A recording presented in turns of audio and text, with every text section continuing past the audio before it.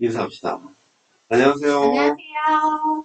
자, 오늘 지난해 경북에 수석하신 분이 왔는데, 되게 수험 생활이 되게 파란만장하고 여러 가지 이야기거리가 참 많아서 몇 가지 어떻게 여러분들한테 도움이 될 만한 이야기를 좀 들어보려고 합니다.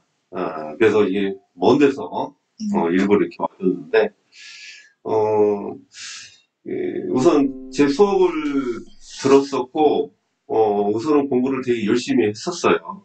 그래서 여러 가지 어떤, 생활하면서, 노량진에서 주로 생활을 했었고, 그러면서 여러 가지 일이 있었는데, 그런 수험 생활에 관련된 이야기를 조금, 들어보려고 합니다. 어, 일단 저는 총 4번째 시험에서 이제 합격을 하게 되었는데, 원래 처음에는 임용고시가 어떻게 이루어지는지도 모르고 무작정 뛰어들어서 그 첫 해 때 한국사 자격증도 따가면서 공부를 했었어요. 근데 그 해는 아무래도 아무것도 모르기 때문에, 근데 그런 거 치고는 1차 점수가 0.3점 모자라서 그 해에 1차에서 탈락을 했었고, 어, 재수 때는 그럼에도 불구하고 뭔가 뚜렷하게 공부 방향을 찾지 못해서 그냥 집에서 하던 대로 계속 독학을 하다가 집에서 계속 따로 공부를 하고 뭔가 찾아보고 필독서 사서 읽어보고 그렇게 공부를 하다가 음, 그 해도 좀 1점이 안 되는 모자라는 점수로 이제 불합격을 한 후에서야 내가 뭔가 방법을 찾아야 되겠다라고 생각이 들었고, 본래 직강이 몸에 잘 맞는 공부하는 방법을 잘 몰랐기 때문에 직강을 가면 제가 좀 더 공부가 효율적으로 할 수 있다는 걸 알아서 모든 환경을 바꿔보고자 그해 이제 3번째 시험을 칠 때 노량진에 올라오게 되었습니다. 그때 장동희 선생님도 만나게 되었고요. 그래서 그해 이제 공부를 해서 뚜렷하게 그제서야 방향을 좀 찾게 된 것 같아요. 저의 공부 스타일을. 여기 직관 가서, 네. 여기서 수업을 듣고, 방향성을 찾았다. 네. 그해 제가 아직도 기억이 나는 게, 한 10월쯤에 선생님이랑 상담을 하는 과정에서, 제가 그날 이상하게 모의고사가 많이 좀 답이 엇나가는 날이었는데, 선생님이 조용히 답지를 저에게 보여주시더니, 여기서 네가 모르는 게 있냐라고 물어보셨는데, 진짜 제가 답을 봤었을 때는 정말 생전 처음 보는 건 없는 거예요. 근데 제가 왜 틀렸을까를 한번 생각해보라고 하셨는데, 그 말이 저한테 공부의 방향이 된 것 같아요. 그래서 그 해 때 내가 무작정 암기하는 거, 단순하게 암기하는 거는 성실하게 하다 보면 언젠가는 회독하다 보면 외워지기 때문에 저는 그렇게만 단순 암기로만 공부를 해왔었는데, 그럼에도 불구하고 내가 왜 그러니까 합격 점수대에서 들어와. 네, 들어와.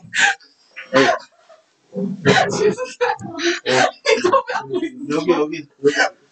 저기서 이름 뭘까? 여기가 안 나오네. 네, 저쪽. 너무 오랜만이야. 밥 안 먹어. 달려왔어. 이따 밥 먹자. 너무 오랜만이야. 나 빨리 가야 돼. 진짜? 정산해야 되거든. 정산? 이사해야 되거든. 어. 관리실에서 전화와가지고. 진짜? 그 당근마켓도 해야 되고. 당근마켓. 할 게 많아. 아, 진짜? 그걸 잠깐 보러 온 잠깐 거야? 보러. 아이고. 저 목말라요. 목말라 여기 물 있대. 너무 뛰어와가지고. 물. 아이고, 왜 이렇게 바빠. 아, 요즘.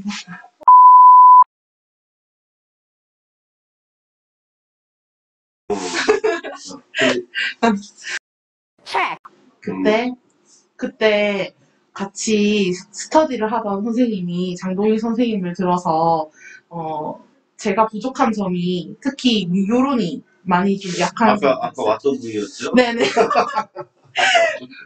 제가 그 미교론 파트가 너무 부족해서 미교론을 근본적으로 어떻게 해석을 해야 되는지도 몰랐고, 저는 사범대 출신도 아니고, 교육대학원에서, 이제 임용 자격증을 따서 임용을 막 시작한 단계였기 때문에, 미술 교육론 자체가 굉장히 낯설었고, 학자들 명칭도 그렇고, 모든 게 다 낯선 상태였기 때문에, 암기식의 공부로는 해답을 찾을 수가 없었고, 그 당시에는 지금은 없어진 걸로 아는데 논술 문제가 항상 미교론에서 나왔기 때문에 논술에서 점수를 크게 얻지 못한다라는 걸 느끼고 장도희 선생님 수업을 들었는데 저한테는 많이 충격적이었어요.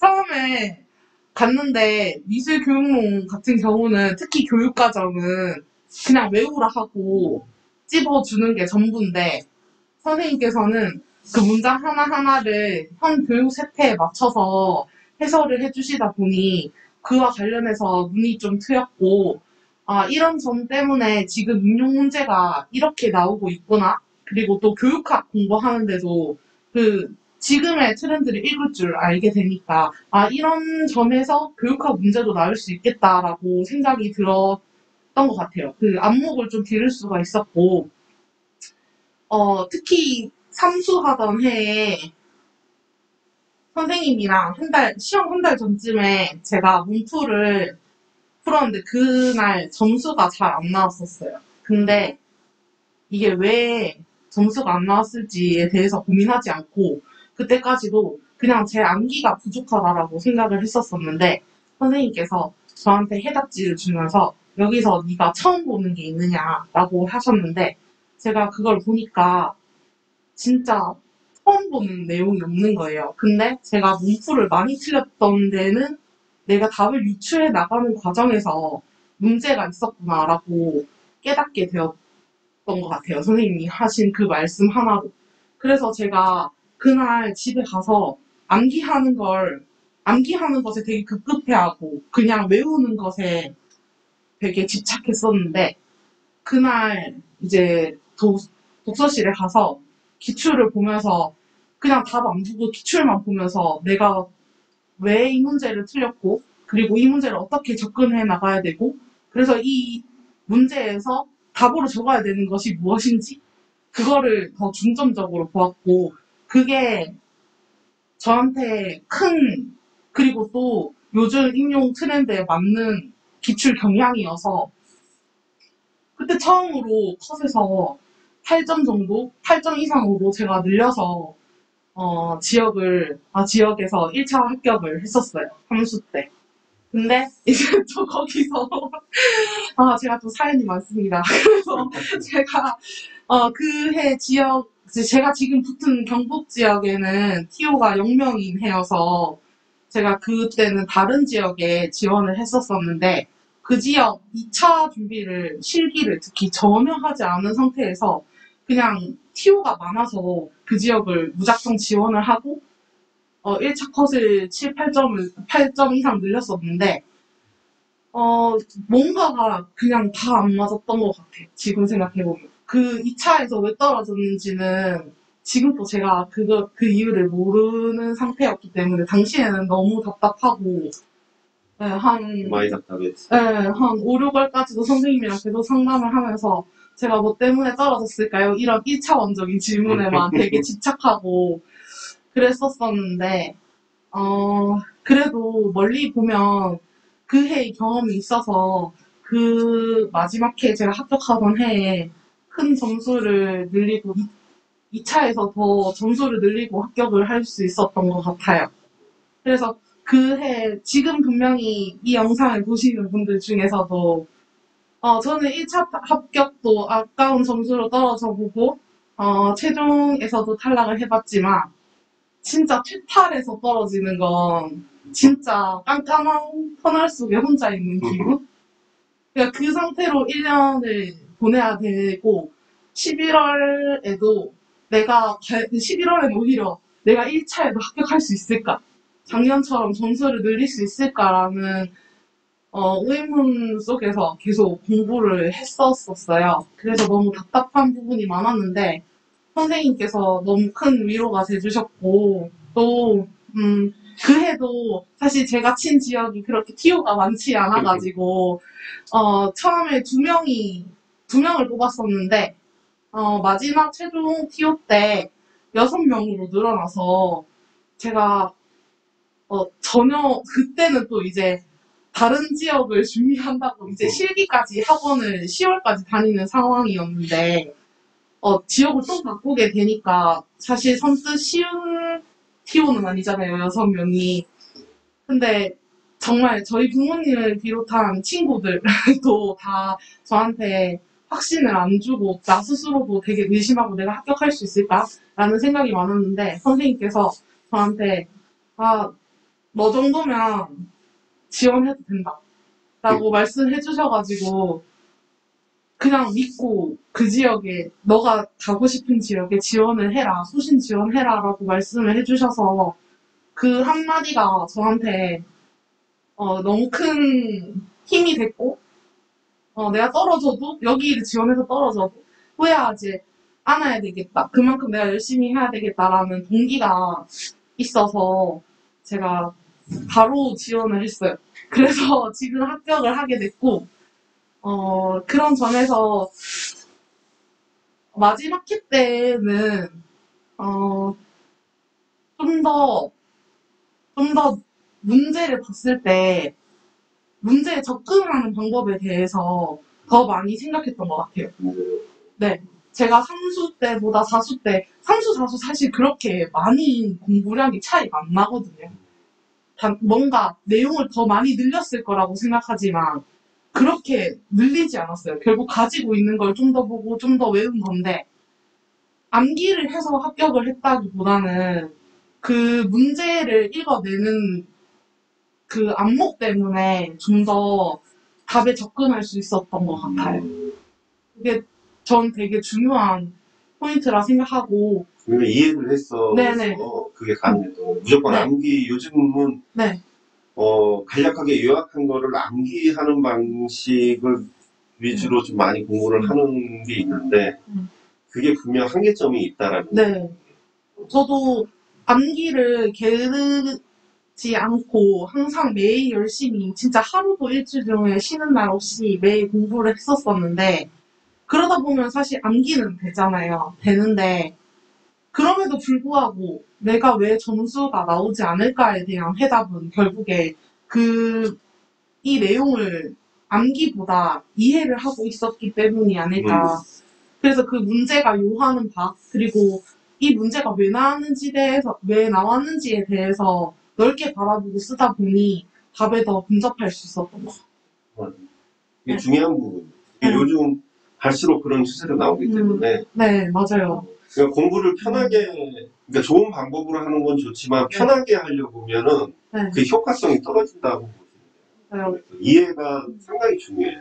저도 이해가 안 될 때도 많았고 막연하게 필독서나 뭐 사전을 보면 당연히 눈으로는 다 익혀지고 눈에 키워드들은 보이잖아요. 아, 내가 이게 나오면 이게 중요한 키워드겠구나. 이런 것들은 파악이 되지만 그 내용이 이해가 안 되는데 그런 부분을 제가 선생님 강의를 들으면서 많이 이해할 수 있었고 좀 채워놨던 것 같아요.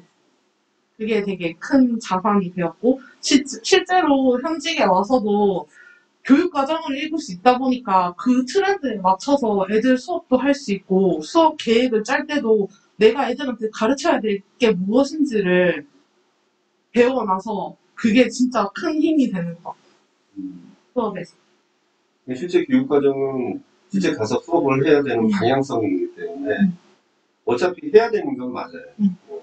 그래서 여러 학생들이 올해 이거 나오는지 안 나오는지 그래서 될 수 있으면 안 외우려고 물론 그거를 내 생각에는 그걸 안 외우고 쉽게 가면은 좋을 수도 있겠다는 생각을 하긴 하지만 대부분 그거 안 외운다고 다른 걸 더 하지 않아요. 그리고 그걸 함으로써 사실은 뭐 당장은 시험에 붙어야 되는 게 목적이긴 하지만 그걸 함으로써 결국 학교 가서 주로 이제 쓰이는 내용이 다 그 내용이라는 거죠. 이해를 바탕으로 한다면 상당히 도움이 되고 외우는 것도 도움이 되는 부분이 교육과정이고 교육론도 마찬가지예요. 그래서 그 부분이 저한테는 정말 컸었던 것 같아요. 그래서 보통 서브를 만들었죠? 네. 서브를. 저는 서브 같은 경우는, 초수 때는 전혀 뭐 서브라는 걸 만들 시간도 없었고, 그저 뭔가 보는데 너무 급했었는데, 서브를, 서브라는 게 근데 사실 진짜 11월까지도 만드는 게 서브고, 그 다음에 내가 다시 공부를 해도 또 만들고 내용을 채울 게 있는 게 사실 서브긴 한데, 저한테 약간 뭔가 길을 알려주는 나침반 같은 거였어요, 서브는. 그래서 제가 직접 저만의 스타일로 서브를 만드는 과정 속에서 내가 스스로 목차화할 수 있고, 구조화할 수 있고, 이 내용에서 가장 중요한 키워드가 뭔지를 찾아보는 과정이 서브지, 서브 제작에 목을 매기보다는 이 과정 속에서 내가 학습한다고 생각을 하면 덜 스트레스를 받는 것 같아요. 그래서 저의 서브도 제가 공부한 기간이 길지만 그 해 동안 저는 계속 서브를 같은 걸 쓴 게 아니라 매해 결국 새로운 서브를 만들었었어요. 근데 그 서브를 대단하게 내가 완벽한 서브를 만들 거야 라고 생각했다기보다는 그걸 만드는 과정 속에서 내가 한 번 더 구조화하고 한 번 더 눈으로 보고 그러기 위해서 제가 그 서브 만드는 과정을 계속 거쳤었거든요. 그래서 혹시 이 영상 보시는 분들 중에 나는 서브가 없는데 혹은 뭐 서브가 완벽하지 않은데 나보다 옆사람 서브가 더 좋아 보이네? 라고 생각이 들지라도 그 서브를 만든다라는 개념보다는 내가 그 과정 속에서 학습하고 구조화한다라는 것이 되게 중요한 것 같아요. 그러니까 저도 항상 얘기하는데 네. 그 애들 서브를 만들 때 언제까지 완성하겠다. 근데 정말 항상 제가 얘기하죠. 완성이라는 건 없어요. 그러니까 그 영역마다 다 채우긴 채우는 것을 기본으로 하긴 하지만 우리가 수업을 진행하고 문제풀이를 하게 되면 그 부분에서 또 추가를 해야 되는 부분이 있으면 서브에 또 추가를 하게 된다고. 근데 완성이라는 것을 생각을 하면 뭔가 이게 내용을 다 때려 넣게 된단 말이야. 그런데 내용을 여러분들이 제일 실수하는 게 이것저것 내용을 다 때려 넣는다고 그게 능사는 아니거든. 선별 작업을 해야 되는데 대부분 선별 작업을 안 해요. 그렇기 때문에 처음부터 뼈대를 잘 만들고 중요한 것만 집어넣고 하면서 계속 그러니까 서브를 한번 만들어 놓으면 새로운 내용을 집어넣으면 기존의 내용을 한 번 더 보게 되고 그리고 그 내용하고 또 비슷한 내용이 그 영역에 들어가야 되고 또 한 번 보게 되고 이런 식으로 계속 정리를 하게 되는 거거든. 근데 이 과정이 아니라 무조건 남이 쓴 거라든가 이런 것들을 가져다가 무조건 이거 내가 모르는 건데 하고 집어넣는단 말이야. 여기서부터 여러분들은 잘못된 거예요. 왜냐하면 내가 모르는 게 중요한 게 아니라 그게 나올 만한 거고 그게 중요한 건지를 알아야 되는 거지. 내가 모르고 내가 내 서브에는 없는데 그걸 넣어야겠다라고 하면 그거부터 서브가 잘못된 거야. 그럼 차라리 단권화를 하는 게 낫죠. 그렇게 할 거면. 저도 진짜 공감하는 말이고 또 그 서브가 진짜 빛을 발한다라고 생각하는 건 11월. 그때 정말 내가 전 영역을 둘러봐야 될 때 나만의 서브가 있으면 하루에 그때는 막 왜 어떻게 그렇게 했는지 모르겠어요. 하루에 전 영역을 막 돌려서 보게 되니까 그때 진짜 중요한 것 같고 그냥 남에게 받아서 하는 서브는 그걸 보고 내가 공부를 하면 사실 안 돼요, 공부도. 눈에도 안 들어오고. 그래서 선생님이 말씀하신 것처럼 이해를 하고 내가 목차화하고 구조화하고 그 과정에서 암기하는 게 서브의 진정한 가치라고 생각이 들어요. 맞아요. 네. 그게 중요하고. 네. 그리고 뭐 1차 점수도 아주 높게 받았고, 당시에 높게 받았고, 물론 2차도 잘 했겠지만, 이 공부 방향 자체가 초반에는 공부 방향을 잡지 못하다가 나중에 공부 방향을 잡고, 거기서 뭔가 확신을 가지고 공부를 했기 때문에 좋은 결과가 있었던 것 같아요. 제가 1차에서 19점이 높았는데 사실 그만큼 컷이 높을 거라고 생각도 못했고 저는 사실 4수 때는 임용을 그만하려고 했었어요. 그러니까 3수 때 나는 2차에 가면 합격할 수 있어 라는 생각이었고 8점이나 높게 늘렸을 때는 당연히 내가 2차 합격을 할 거라고 생각을 했었었는데 너무 많이 힘들어서 마음고생을 좀 많이 하다 보니 이제 그리고 당시에 저희 엄마가 그때 되게 제가 노량진 가기 싫다고 막 울었었거든요, 집에서. 울었는데 엄마 그게 너무 가슴이 답답해가지고 엄마가 폐쇄 공포증이 왔어요. 그래서 지금도 유리잔을 이렇게 유리컵을 못 마시거든요. 눈에 너무 갇혀있는 듯한 느낌이 받는다고 숨도 잘 못 쉬고 막 그랬었었는데 그런 과정 때문에 그런 걸 이제 엄마가 힘들어하는 걸 보다 보니까 내가 이 시험에 나조차고 너무 집착하는 게 아닌가? 이 시험에? 내가 그런 생각까지 하면서 그만하려고 했었는데 진짜 너무 미련이 남는 거예요. 애들을 너무 가르치고 싶어서 시작한 일인데 내가 너무 학교에 가고 싶고 내가 내 인생에서 딱 하나의 직업을 가지라고 하면 이 직업을 너무 가지고 싶고 이 직업으로 살아가는 내가 진짜 가치 있는 삶을 살 것 같다라는 느낌이 들어서 먼 미래를 봤을 때 나한테 1년 정도는 아무것도 아니지 않을까라고 생각이 들어서 제가 다시 시작을 했는데 2차 때문에 왕고생을 너무 크게 해서 그런지 1차에서 높은 점수를 주시더라고요. 그래서 제가 마음고생을 사실 덜 했어요. 2차 할 때. 항상 간절하게는 또, 왜냐면 그 전에 그렇게 떨어졌기 때문에 당연히 제가 2차에서 소홀히 하지 않았겠죠. 더 열심히 하고 했었지만, 그래도 상대적으로 높은 점수를 받아서 마음을 좀 더, 마음고생하는 걸 좀 덜 했던 건 사실인 것 같아요. 그래도, 그렇지. 아무래도 점수가 1차가 높게 잡혔으니, 좀, 딴 때보다 좀 수월하게. 마음이, 네.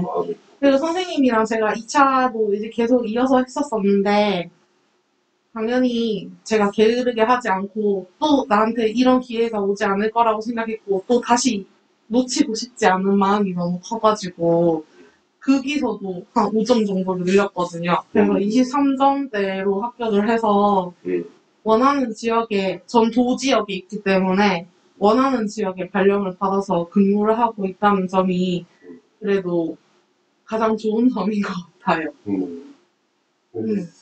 수석을 했으니까 거기서 이제 좋은 또 선택권이 있는 거죠. 네. 네, 그러니까 이렇게 또 찾아와서 이런 얘기도 하고. 근데 너무 뭐라지? 임용고시가 답답하잖아요. 되게 마음고생이 너무 심하고 저도 아직까지 저번에 인터뷰한 선생님도 꿈에 아직 임용고시 실기하는 꿈을 꾼다라고 하는데 저도 마찬가지거든요. 저도 아직 그 시험장 기형 칠 때의 꿈을 되게 많이 꿔요. 근데 그런 걸 보면 되게 많이 심적으로 힘들었었던 것 같은데 그 당시에 너무 많이. 근데 진짜 뭔가 선생님 왜 합격했어요? 라고 주변에서 뭐 때문에 합격한 것 같아요? 라고 물으면 제가 항상 하는 말이 전 제가 포기하지 않아서 됐어요. 라는 말을 진짜 많이 하거든요. 포기를 하지 않으면 언젠가는 제가 원하는 자리에 설 수 있다고 생각이 들어요. 네.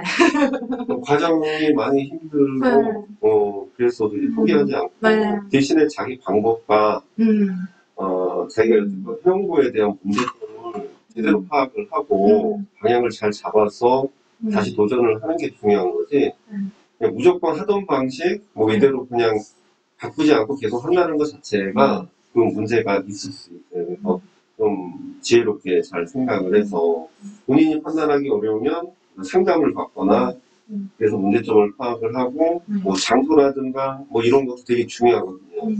그런 부분을 잘 고려해서 무조건 하는 거는 아닙니다. 다 이유가 있는 거예요. 제가 선생님 강의 중에서 되새김 강의가 있어요. 그게 3, 4월에 하는 수업인데 제가 3, 4월에 사실 저희 마음이 다 치유되지도 않은 상태잖아요. 근데 학원에 나가서 어떤 식으로 이제 진행이 되냐면 예를 들어서 제일 고통스러웠던 게 교육과정이니까 말씀을 드리면 교육과정 암기를 시작을 하는 거예요. 그러면 그날 저희가 교육과정 강의를 다 들으면 한 5시 정도 되는데 그때부터 이제 남아서 교육과정의 한 부분을 시험을 낸 거를 제가 틀렸으면 그거를 암기를 다 해야만 집에 갈 수 있는 거예요. 그래서 선생님이 저 아직도 기억나요. 11시 반까지 저희를 남긴 적이 있어요. 11시 반까지. 그래서 11시 반에 내가 진짜 교육과정을 다 암기하고 그 학원에서 딱 나왔을 때 그 기분을 말로 표현이 안 되거든요. 그리고 제가 뭐 예를 들어서 좀, 그날 따라 뭐 암기가 좀 잘 돼가지고 한 6시, 7시에 나오면 그게 그렇게 행복할 수가 없더라고요. 그래서 그 과정이 진짜 고통스러웠지만 3, 4월에 암기를 해둔 게 저는, 그리고 저희가 절대 암기는 자의로 하기가 좀 어렵잖아요. 근데 선생님께서 항상 늦은 시간까지 저희 암기를 3, 4월에 좀 구체적으로 키워드들 전체 영역을 한번 돌려서 다시 암기를 시켜주시니까 그때 사실 마음 힘든 것도 없어요. 그때는 외워야 되니까. 그래서 그런 게 마지막까지도 되게 많이 뭔가 저에게 자산이 됐던 것 같아요. 그때 암기해뒀던 거. 그때 늦게까지 나는 그렇게까지 남을 줄은 몰랐지. 나는 맞아요. 한 9시에는 다들 감기가 갈 줄 알았는데, 기다리다 보니까 10시가 넘고 11시가 되고, 그러면서 이제 마지막까지, 내가 갈 수는 없지. 왜냐면 얘네들이 외우고 있는데, 해주시니까. 외우고 있는데, 외우고 가겠다는 거잖아. 네. 그래서 그때는 되게 열심히들 해줘가지고, 지금은 뭐 코로나도 그렇고, 인간분들은 그렇게 해서 제가 통제는 안 되고, 직강도 요즘은 또 이렇게 잘 도망가요. 이게 살짝 도망가. 제가 문 앞에 지키고 있었는데, 잠깐 화장실 간 사이에 도망갔어, 가방 싸서. 생각해보니 저도 한 번 걸렸던 그래서, 아니, 가시려고 가라. 남아서 하고 싶으면 하고, 이렇게, 하는 거죠. 네. 왜 몰래 도망가? 그러니까, 취지는 뭐냐면, 3, 4월에는 무조건 1월의 이론과 3, 4월의 내용을 같이 해서 내가 이해를 한 바탕에 시험 문제를 통해서 내용을 최대한 좀 어느 정도 내서 그 암기를 꼭 해야 되는 걸 점검을 해야 되는 거죠. 그러니까 이날에는 제가 아니더라도 본인들은 3, 4월에 어느 정도 그거를 암기를 하고 가야 5, 6월 때 그거를 응용을 할 수가 있어요. 네, 맞아요. 그게 안 되면 나중에 외우지, 나중에 못 외워요. 왜냐면 3, 4월에 했던 내용이 5, 6월 가면 또 있지. 계속 양은 많아지는데 외운 건 없단 말이야. 그럼 결국은 문제를 외우게 돼요.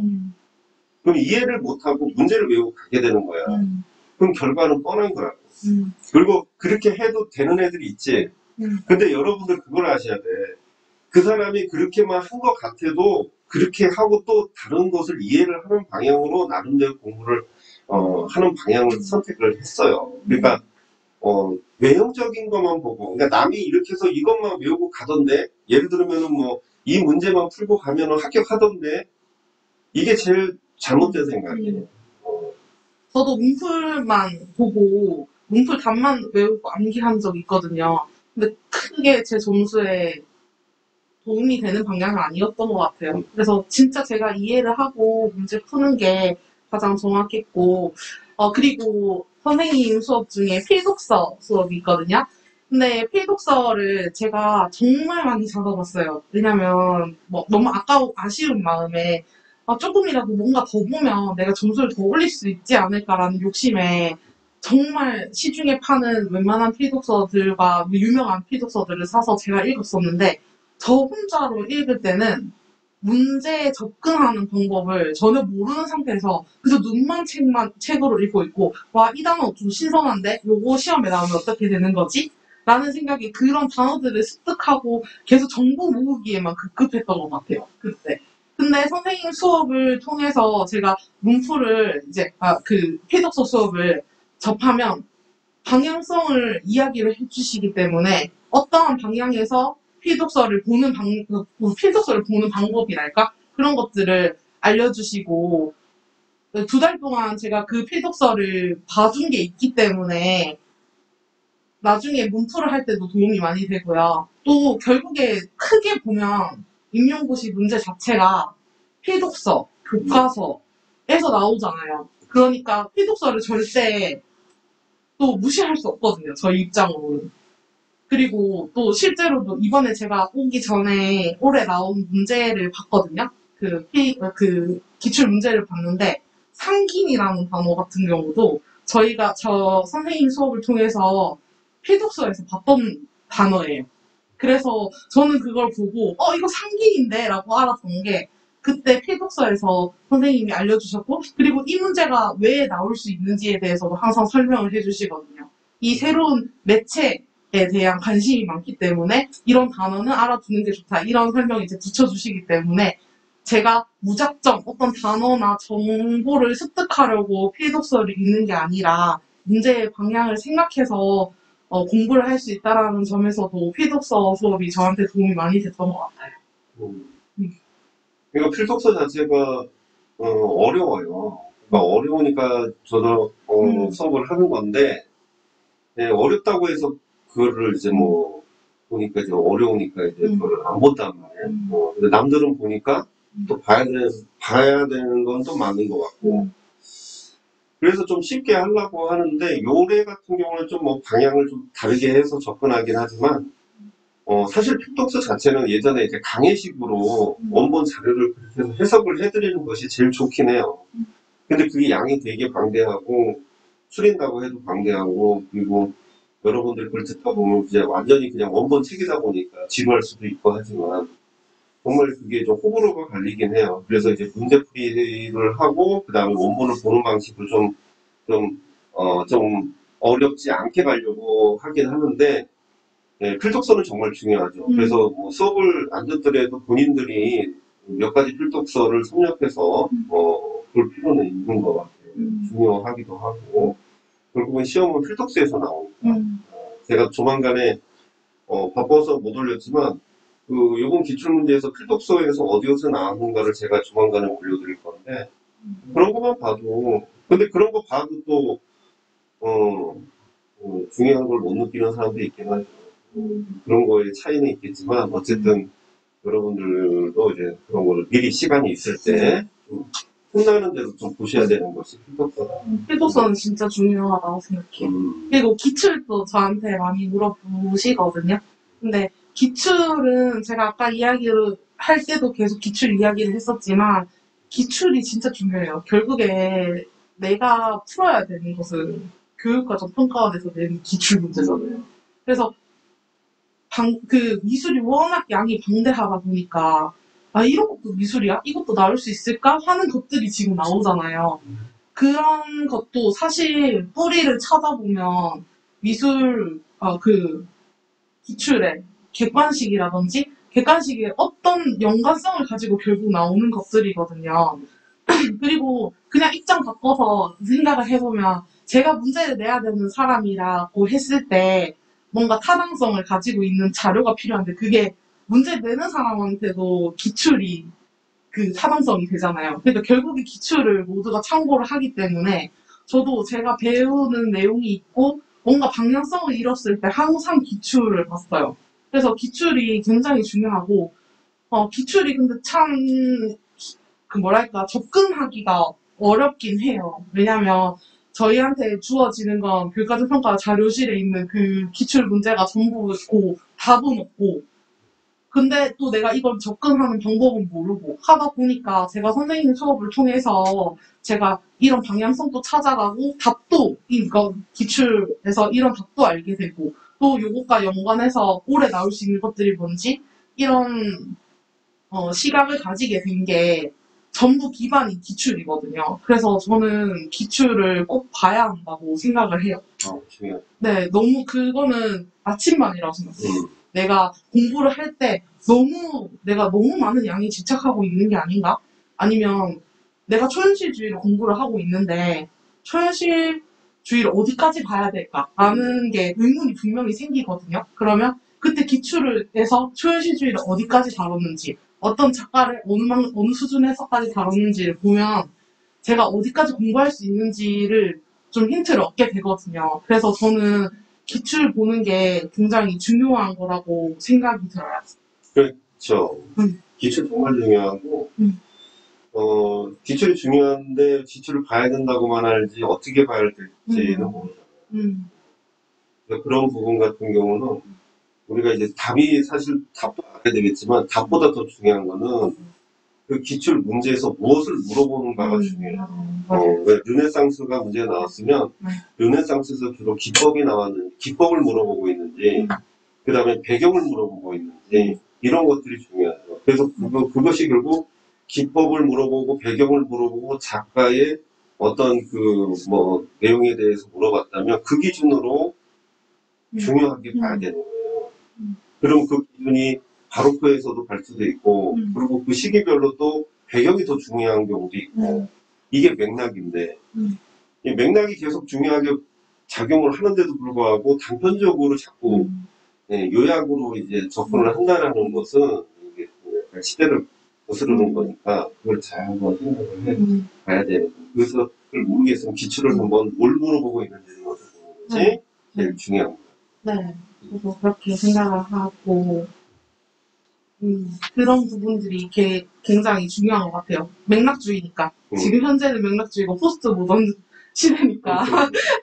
그렇기 때문에 암기, 물론 인용해서 매겨지는 것은 키워드지만 그 문제를 접근할 수 있는 안목과 그리고 문제를 바라보는 방향성 그런 것들은 결국에 이해 속에서 해답을 찾을 수 있다고 생각을 해요. 그래서 저는 기출도 중요하고 지금 문제들이 어떤 관점에서 나오고 있는지에 대해서 파악을 하는 것도 매우 중요하다고 생각이 들어요. 자, 그래서 전체적으로 전공 점수가 이제 고득점이 나온 그 생활과 그 어떤 과정 어느 정도 얘기를 들어봤는데 여러분들도 이제는 다음 시간에는 이제 또 초수 합격하신 분이 오셔서 또 얘기를 할 겁니다. 이제 와줘서 이렇게 얘기해주고 하니까 너무 감사하고 고마운데 어쨌든 그 공부 방식이 또 저번 시간에는 또 다른 방식을 얘기했었어요. 또 지금은 또 지금 나름대로 방식인데 자기에 맞는 방식 그리고 공통점은 다 있단 말이에요. 공통점은 다 있고 그걸 잘 받아들여서 자기 거로 만들어서 생활 방식이나 이런 것을 맞게 접근하시면 될 것 같아요. 자, 그래서 오늘은 여기까지 찍는 걸로 하겠습니다. 감사합니다. 감사합니다. 아유, 고생했어.